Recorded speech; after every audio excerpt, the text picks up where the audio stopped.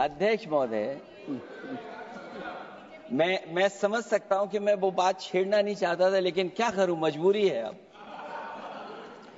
अध्यक्ष महोदय, अभी माननीय सदस्य लोग ये कह रहे हैं कि हमारे सदस्य नहीं है यहां पर जो हमारे साथी हैं, लेकिन अध्यक्ष महोदय मैं ये कहना चाहता हूं, ये जो बिल लाया जा रहा है, भारतीय जनता पार्टी में एक मुकाबला चल रहा है। भारतीय जनता पार्टी के अंदर मुकाबला चल रहा है कि खराब हिंदू कौन बड़ा है। और ये बात अध्यक्ष महोदय मैं ऐसे ही नहीं कह रहा हूं।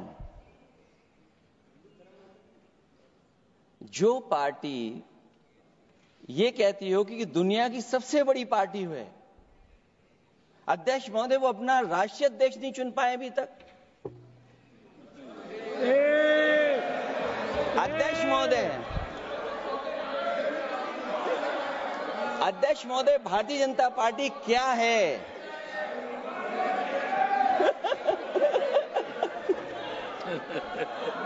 जी बताएंगे। मैं अखिलेश जी ने बहुत हंसते हंसते कहा है, इसको हंसते हंसते जवाब देना।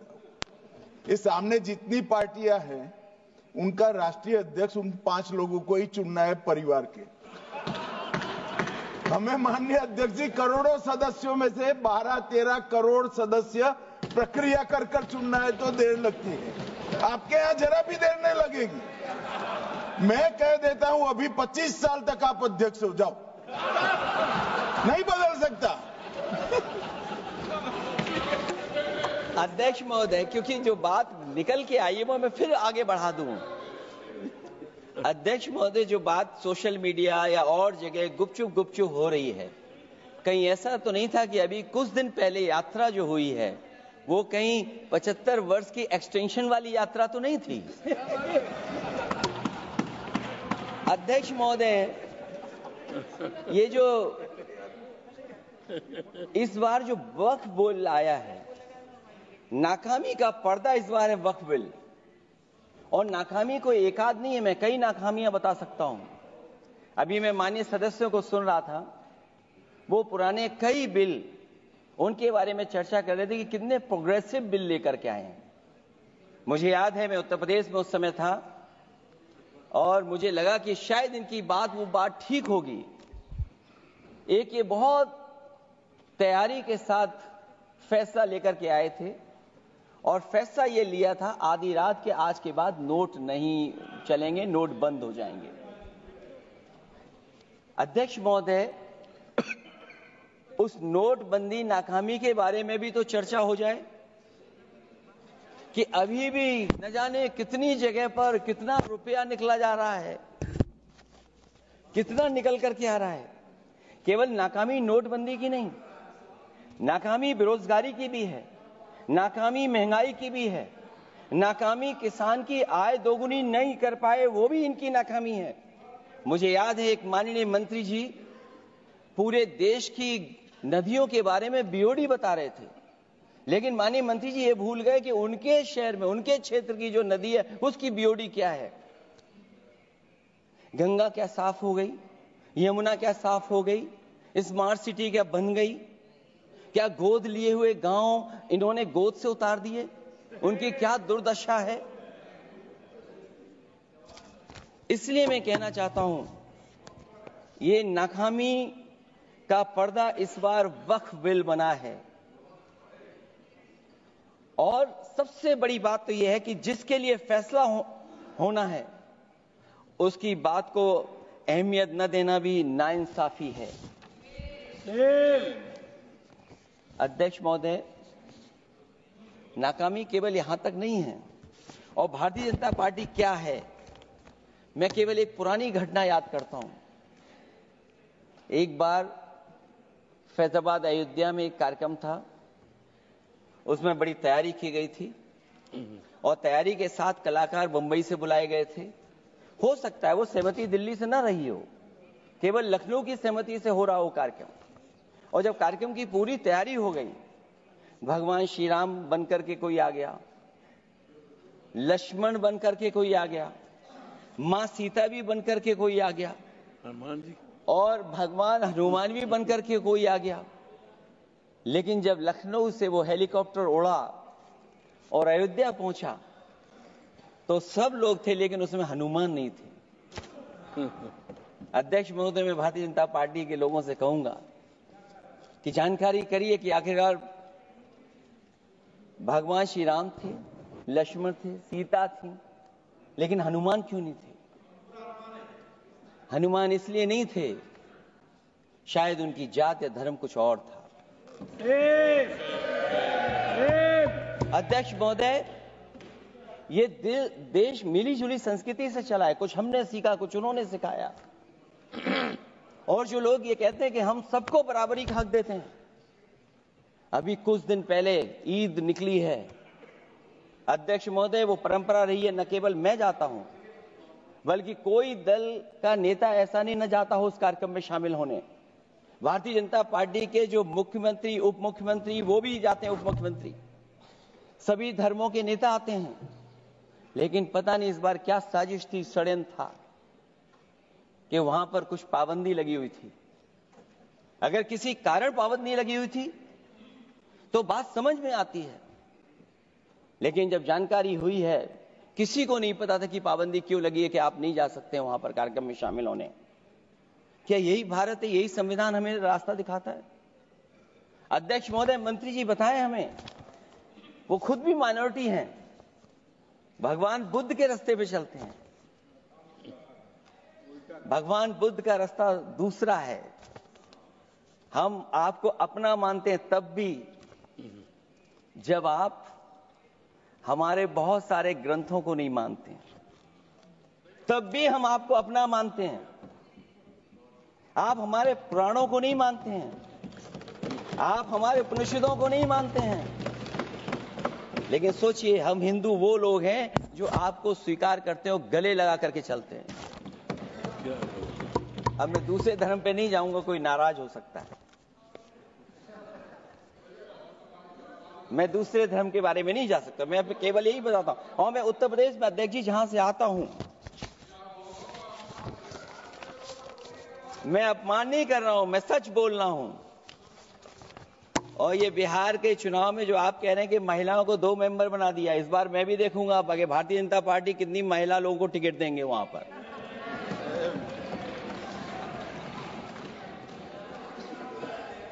अध्यक्ष महोदय, भाजपा जब भी कोई नया बिल लाती है तो वो अपनी नाकामी छुपाती है। भाजपा वाले मुसलमान भाइयों की वक्फ की जमीन चिन्हित करने की बात कर रहे हैं, जिससे महाकुंभ में जो हिंदू मारे गए हैं या खो गए हैं उनको चिन्हित करने की बात पर पर्दा पड़ जाए। अध्यक्ष महोदय, मुझे खुशी इस बात की कि हमारा धर्म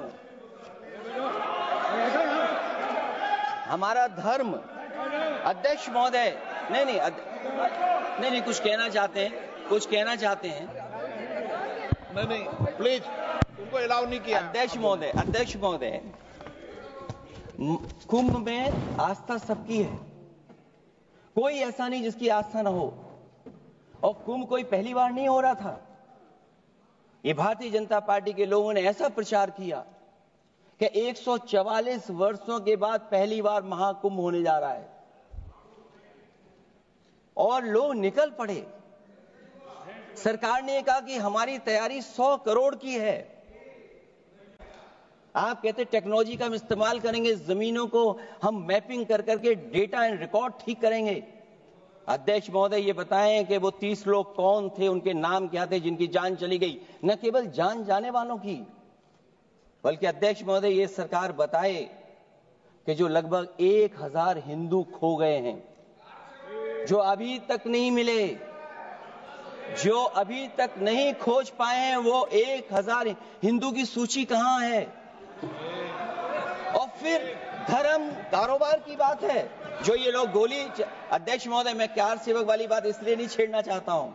अध्यक्ष महोदय, ये शायद माननीय सदस्य जानते नहीं कुछ सच्चाई नहीं जानते। अध्यक्ष महोदय, ये संविधान की वजह से, संविधान को बचाने के लिए, हिंदू एकता को बचाने के लिए कुछ फैसले लिए गए, लेकिन एफआईआर हम लोगों पे नहीं लिखी गई थी। एफआईआर उन पे लिखी गई थी जो बेचारे तैयार हो गए थे सुबह, लेकिन पता नहीं कहां से फोन आया था, कहा था कि अब तैयार तो हो गए हो लेकिन आप शिलान्यास में नहीं आ सकते। बहुत सही। इसलिए बात को इधर से उधर नहीं में ले जाना चाहता। अखिलेश जी जरा वक्त पे भी आ जाओ। अच्छा, वक्त पे आ रहा हूं। नहीं, वक्त पे अध्यक्ष इसलिए आ रहा हूं क्योंकि वक्त समझने के लिए भारतीय जनता पार्टी की सोच क्या है। और ये अध्यक्ष महोदय जब ये कह रहे हैं कि इससे कारोबार होगा, अध्यक्ष महोदय, धर्म की चीजों से कारोबार नहीं हो सकता। हमारे उत्तर प्रदेश के मुख्यमंत्री जी ने भी कहा कि कारोबार होगा। वो 30 की गिनती में उलझे हुए हैं, जैसे 30 मार खाए वो। उनसे पूछा कि जान कितनी गई, वो 30। उनसे पूछा कि कारोबार कितने का होगा, 30 गुणा 10,000 करोड़। सोचिए, कुंभ हमारा क्या कारोबार की जगह है? और फिर उसका कौन नापेगा, कैसे नालाएगा? और फिर हमारे माननीय मंत्री जी कह रहे हैं कि जमीन, चाहे वो रेलवे की हो, चाहे वो डिफेंस की हो, वो भारत की जमीन है। मैं भी स्वीकार करता हूं कि रेलवे की जमीन भी भारत की है, डिफेंस की भी जमीन भारत की है। क्या डिफेंस की जमीन नहीं बेची जा रही मंत्री जी? अध्यक्ष महोदय, क्या रेलवे की जमीनें नहीं बेची जा रही हैं? अध्यक्ष महोदय, केवल यहां तक नहीं, कितना हस्तक्षेप होता है। वक्फ भी भारत के, इसीलिए तो कहीं ना कहीं वक्फ की जमीन से, अध्यक्ष महोदय, माननीय मंत्री जी बताएं, और मुझे उम्मीद है कि जब जवाब देंगे तो बताएंगे कि वक्फ की जमीन से बड़ा मुद्दा वो जमीन है जिस पर चीन ने अपने गांव बसा लिए हैं, लेकिन कोई बाहरी खतरे पर सवाल बवाल न करे, इसलिए ये बिल लाया जा रहा है। और माननीय मंत्री जहां से आते हैं, जिस प्रदेश से आते हैं, कम से कम ये तो बताएंगे कि वहां कितने चीन ने गांव बसा लिए, घर बन गए हैं। अध्यक्ष महोदय, आपके माध्यम से सरकार गारंटी दे कि वक्फ की जमीन कभी भी किसी भी पैतरेबाजी से किसी और मकसद के लिए किसी और को नहीं दी जाएगी। वक्फ की वर्तमान व्यवस्था में चाहे 5 साल के धर्म पालन की पाबंदी की बात हो, या कलेक्ट्रेट से सर्वेक्षण के हस्तक्षेप की बात हो, या वक्फ परिषद या बोर्ड में बाहरियों को शामिल करने की बात हो, इन सब का उद्देश्य मुस्लिम भाइयों के सार्वजनिक अधिकार को छीनकर उनके महत्व और नियंत्रण को कम करना है। ट्रिब्यूनल के निर्णय को अंतिम न मानकर उच्च न्यायालय में लेकर जाने की अनुमति देना दरअसल जमीनी विवाद को लंबी न्यायिक प्रक्रिया में फंसाकर वक्फ भूमि पर कब्जों को बनाए रखने का रास्ता खोलेगा। सबसे बड़ी बात यह कि वक्फ बिल के पीछे की न तो नीति सही है, न नियत। ये देश के करोड़ों लोगों से उनके घर दुकान छीनने की भी साजिश है। भाजपा एक अलोकतांत्रिक पार्टी है, वो असहमति को अपनी शक्ति मानती है। जब देश के अधिकांश राजनीतिक दल वक्फ बिल के खिलाफ हैं, तो उसे लाने की जरूरत क्या है, जो जिद क्यों कर रहे हैं सरकार? वक्फ बिल का लाना भाजपा की सियासी हट है। वक्फ बिल भाजपा की सांप्रदायिक राजनीति का नया रूप है। वो तो आपको काटेगा, और इसलिए काटेगा कि अध्यक्ष महोदय बाहर ये लिखते हैं सत्यमेव जयते, बाहर है लिखते सत्यमेव जयते, भाजपाई अंदर असत्य बात कहते। भाजपा वक्फ बिल लाकर अपने उन समर्थकों का तुष्टीकरण करना चाहती है जो भाजपा की आर्थिक नीति, महंगाई, बेरोजगारी, बेकारी और चौपट अर्थव्यवस्था से उसे छटक गए हैं। क्योंकि अध्यक्ष महोदय, जब से वोट में गिरावट आई है, और खासकर उत्तर प्रदेश में भी, तब से भारतीय जनता पार्टी की कोशिश है कि अपना वोट कैसे संभाला जाए। ये बोर्ड को संभालने के लिए बिल लाया गया है। भाजपा का लक्ष्य वक्फ की जमीनों पर है। इन जमीनों का नियंत्रण अपने हाथ में लेकर इन जमीनों को पिछले दरवाजे से अपने लोगों के हाथों में दे देना चाहती है। भाजपा चाहती है कि वक्फ बिल लाने से मुस्लिम समुदाय को लगे कि उन पर हक को मारा जा रहा है, वो उद्वेलित हों और भाजपा को ध्रुवीकरण की राजनीति करने का मौका मिल सके। क्योंकि अध्यक्ष महोदय, भाजपा का लक्ष्य यह है कि ध्रुवीकरण हो, क्योंकि वो जानते हैं कि ध्रुवीकरण जितना होगा उससे वो लाभ उठाने में आगे रहेंगे। तो ये वक्फ बिल जो लाया जा रहा है वो अपनी वोट बैंक को संभालने के लिए और समाज को बांट करके ध्रुवीकरण राजनीतिक लाभ लेने के लिए लाया जा रहा है। और अगर इसके लिए नहीं लाया होता तो पहले से जो जितने फैसले लिए सरकार ने, क्या उससे देश और प्रदेश में कोई बड़ा बदलाव आ गया है? अगर स्मार्ट सिटी का बात करें तो कितनी स्मार्ट सिटी बन गई है आपकी? आपके नोटबंदी की वजह से न जाने कितना रुपया कहां निकल रहा है। और डर तो ये लगता है कहीं भाजपा वाले दूसरों के पैसा रख करके न पकड़वा दें। वक्फ बिल के आने से पूरी दुनिया में एक गलत संदेश भी जाएगा। इससे देश की सेकुलर इमेज को बहुत धक्का लगेगा। वक्फ बिल भाजपा की नफरत की राजनीति का एक और अध्याय है।